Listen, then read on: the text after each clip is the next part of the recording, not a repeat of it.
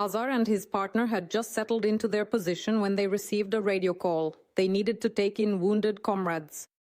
As soon as they got the fighters to the dugout, the Russians struck the shelter directly. And it all collapsed, in short, and we were buried under it. Azar managed to pull 2 wounded men inside and bandage their wounds. There was no way to get out. We were trapped, and the invaders kept shelling the fighters non-stop for half a day. It was terrifying because we knew that we couldn't get past this and that they wouldn't leave us alone. And simply, as they say, the anticipation of death is worse than death itself. Like, we knew they would take us apart. It was just a matter of waiting. It was just a matter of time. At the same time, the headquarters was waiting for the fighters to make contact. Right near the zero line, meaning we were constantly monitoring this position. They were tearing it apart with everything, with all the calibers they had, with everything that flies, everything that shoots.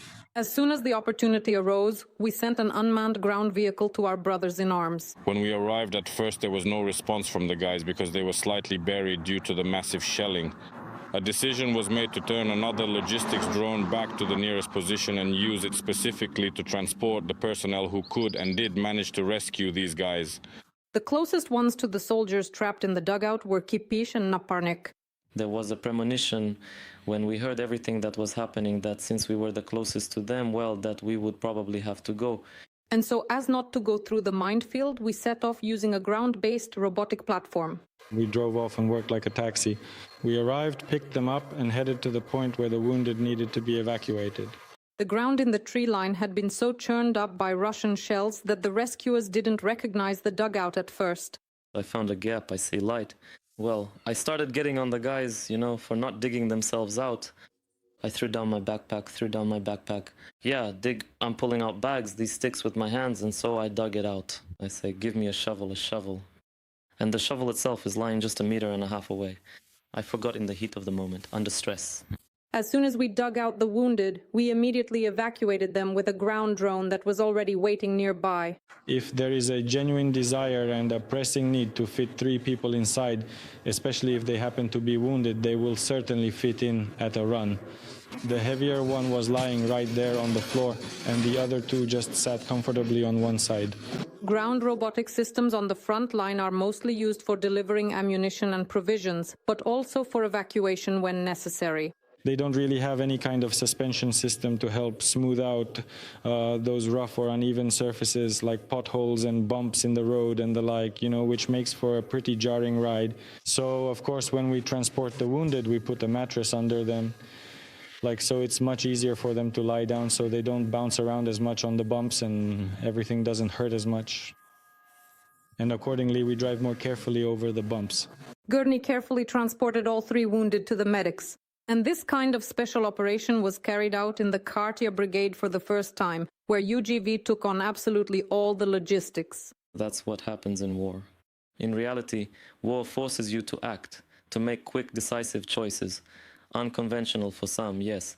But, well, there is simply no other option, no other choice left to make.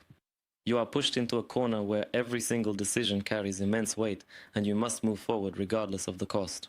You can help our soldiers save even more lives by using the QR code on the screen. Right now, the Kartia Brigade is raising funds for a new ground-based robotic complex. A GRC? It's something else entirely, something on the cutting edge. Who came up with this? It even has Starlink. I was constantly in touch. This is our reality now, yes, our present day. That without the internet, without some kind of robotic equipment, you can't go anywhere. And after this special operation, the Kartia Brigade also installed microphones on their GRCs. We are already installing an application that allows us to talk through the microphone and receive voice messages in return. We can now, in a way, communicate via the internet. From the Kharkiv region, Irina Antoniuk, Oleksiy Zhuchkov. We are Ukraine. United News Marathon. Real cyberpunk is happening not in movies, but on the Ukrainian front, where technology has changed absolutely everything. Where people used to risk their lives, drones are now fighting. So we came to the Killhouse UAV Operator School of the 3rd Army Corps to see with our own eyes how they train the pilots who are bringing peace to Ukraine every day.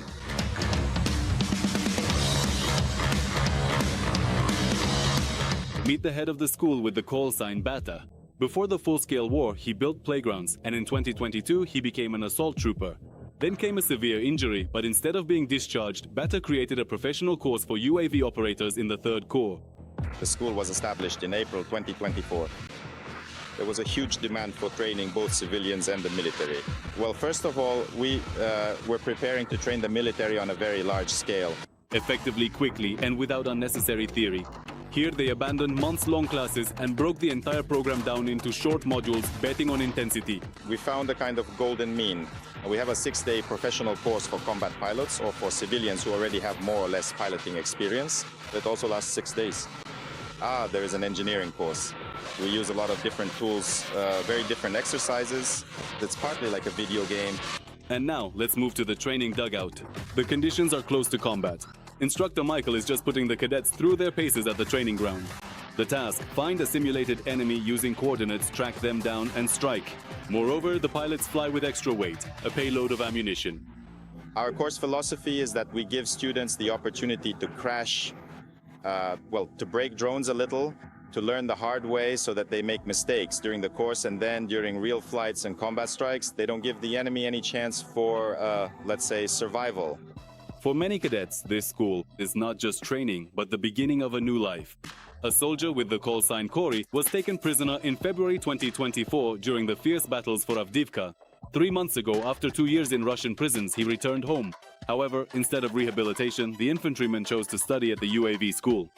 I finished the basic FPV course here, the pro course and the engineering one as well. Also, I plan to finish the UGV course in a while. After completing the course, I personally felt how much my skills as a pilot improved, specifically in work that is very similar to combat. Alongside Hori, Kaylin O'Connell, or as they call her here, Kelly, is also training. The volunteer girl flew in from New York, where she and her mother created a foundation for the Ukrainian military. We are raising money for drones. We are raising money for unmanned aerial vehicles, for controllers, for anti-Shahed drones. And I was just interested to see how the training takes place. Right now, I'm trying to pass a test on the simulator so that I'll be allowed to fly a real drone. I'm already at the final stage. And in the engineering class, the head instructor, Satira, is teaching people how to solder microchips. Due to a serious injury, I couldn't join the military, so I focused on training personnel in the rear.